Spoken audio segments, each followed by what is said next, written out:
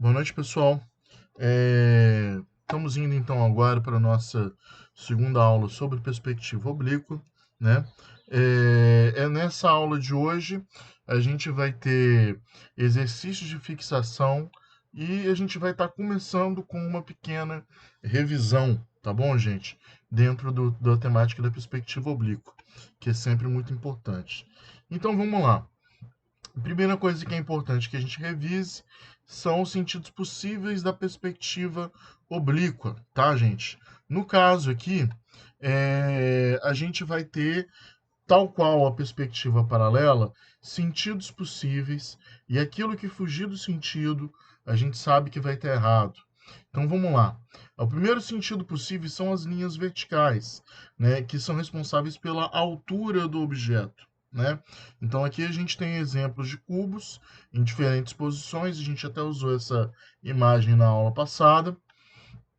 O outro sentido possível seria o PF1, no caso aí, PF1 estando à esquerda ou à direita, não interessa. E esse PF1 ele está ajudando a gente a, né, definir os lados, né, um dos lados do nosso objeto, né, sendo que ambos os lados vão estar sofrendo deformação diferente da perspectiva paralela. E, finalmente, a gente vai ter como outro sentido possível o PF2, né? Então, os sentidos possíveis são, de novo, as linhas verticais que vão estar dando para a gente a altura, o PF1 e o PF2. Estando ele à esquerda ou à direita, esses são os sentidos possíveis. Então, se eu tiver uma linha que não é uma linha vertical, que não é uma linha responsável por altura, que não é uma linha que está indo para o ponto de fuga 1, ou uma linha que está indo para o ponto de fuga 2, gente, essa linha está errada e vocês vão ter que rever o desenho de vocês, tá ok?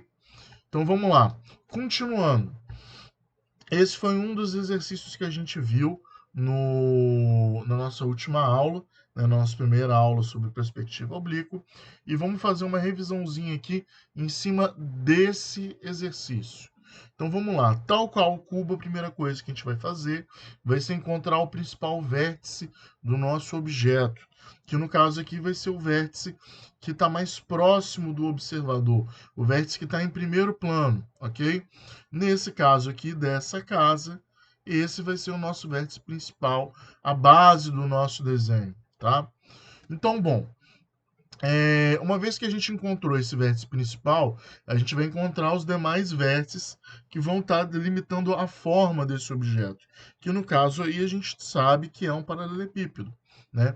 Então, olha só, percebam que quando eu joguei essas duas linhas aqui, né, que estão fechando o meu paralelepípedo, elas são linhas que não estão ainda num tamanho certo, elas são linhas que estão simplesmente a uma distância proporcional daquele que é o nosso vértice principal.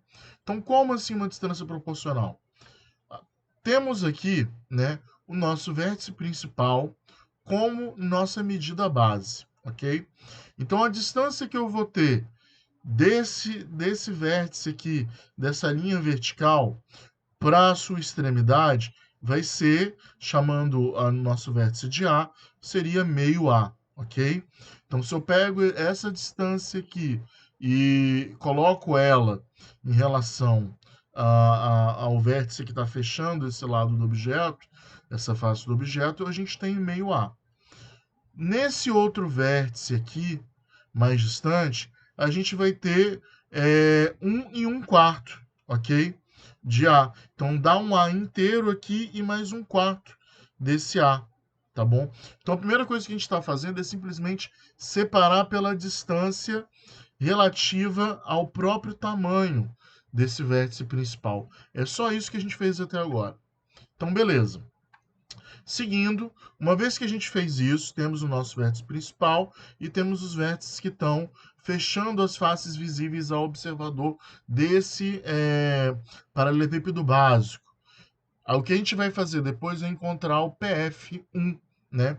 Sendo que o PF1 vai ser, como a gente já discutiu antes, o PF mais próximo ao objeto, né? É aquele que a gente vai ter menos chance de errar. Então, o que acontece aqui? A gente tem que fazer uma pequena análise dos ângulos para encontrar esse PF mais próximo. O que acontece aqui é que a gente vai estar buscando o ângulo mais fechado, o ângulo menor, porque é no ângulo menor que a gente tem, em teoria, né? Ou na maioria das vezes, o PF mais próximo, que a gente vai ter menos chances de errar. Então, o que acontece aqui? Nesse caso, os ângulos eles são bem próximos, mas esse ângulo da direita ele é um pouquinho menor. A gente consegue perceber isso quando a gente olha para essas duas faces aqui, e a gente percebe então, né, que na longevidade da face, esse ângulo aqui da direita ele é um pouquinho menor, então esse vai ser o PF1 que a gente vai estar encontrando primeiro, ok? E como que a gente vai estar encontrando o PF1? Vai ser, no caso aqui, pela extensão das linhas, né, que são limitantes nessa face aqui. Essa linha superior, esse vértice superior e esse vértice de base aqui do nosso paralelepípedo, beleza? Então, uma vez que a gente estende essas linhas, a gente vai chegar no PF1, né, dentro do cruzamento dessas linhas. Junto com o PF1, a gente está encontrando também a linha do horizonte, né?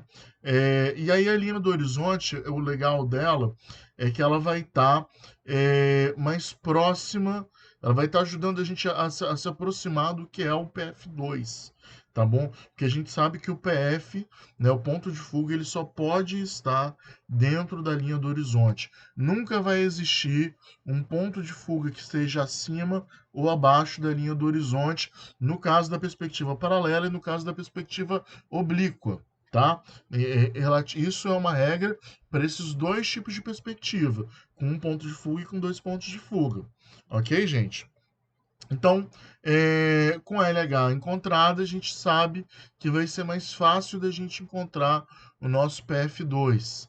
E aí um ponto importante, quando a gente encontra LH, que eu cheguei a comentar, mas eu não cheguei a desenhar a importância disso que eu estou fazendo aqui agora, é que a gente veja a altura em que a linha do horizonte está cortando o nosso vértice principal, né? Ou seja, a gente tem uma proporção aqui do que sobra dele para baixo e do que sobra dele para cima a partir desse corte da linha do horizonte no vértice principal.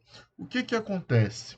Gente, é o seguinte, se a linha do horizonte estiver consideravelmente mais alta ou mais baixa, isso vai fazer com que a altura do observador se modifique e isso vai acabar criando uma outra perspectiva que não a do modelo. Quando a gente fala de objeto arquitetônico, isso é problemático por quê? Porque vai acabar aparecendo faces ou do fundo da laje, de um teto, ou mesmo da base, né, do piso, ou de outros elementos que no nosso modelo não aparecem e vão passar a aparecer se a gente errar, se a gente botar essa linha do horizonte alta demais ou baixa demais. Então fica bastante atento a essa proporção a partir da linha do horizonte, porque se tiver um erro aqui, a gente conserta logo no começo do desenho, ok? Então, bom, encontramos o PF1, encontramos a linha do horizonte, verificamos se ela está batendo certinho aqui, proporcionalmente, no mesmo lugar no nosso vértice principal. Vamos resolver agora o PF2 da mesmíssima maneira que a gente resolveu o PF1, estendendo as linhas, né? Tanto né, que essas linhas aqui que estão ajudando a gente a ver a segunda face lateral do nosso objeto, né? Então agora a gente tem a partir desse ponto aí, o nosso objeto montadinho. Uma face lateral, segunda face lateral desse nosso paralelepípedo aqui, que é a base, que é aquilo que vai envelopar, no caso aí, esse objeto arquitetônico. Bom, uma vez que esse paralelepípedo ele está definido, a gente tem que olhar bastante para o modelo e ver se tem alguma coisa errada, alguma linha, algum ângulo que não esteja batendo, porque essa é a hora de resolver qualquer probleminha que existir.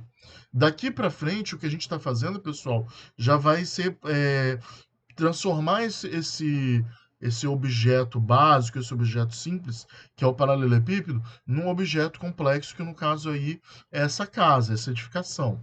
É, então esse é o momento de mexer, tá? Olhem bastante para o modelo e para o paralelepípedo que vocês fizeram para poder ter certeza que está tudo caminhando bem. No nosso ponto 4, o que vai acontecer aqui é que a gente vai estar definindo essas formas complexas, seguindo o mesmíssimo modo que a gente fez até agora. Então, por exemplo, esse paralelepípedo que existe dentro do paralelepípedo, a gente vai definir da mesma maneira, marcando os vértices, separando essas linhas proporcionalmente com o uso da técnica do lápis e ligando, né, esses vértices através de linhas de profundidade ao mesmo ponto de fuga 1 e ao mesmo ponto de fuga 2. Ok, pessoal? Então, olha só, a gente termina a parte 1 da nossa aula de hoje nesse ponto aqui, nossa parte 1 da revisão. Tá bom, gente? Daqui a pouco a gente continua com a parte 2.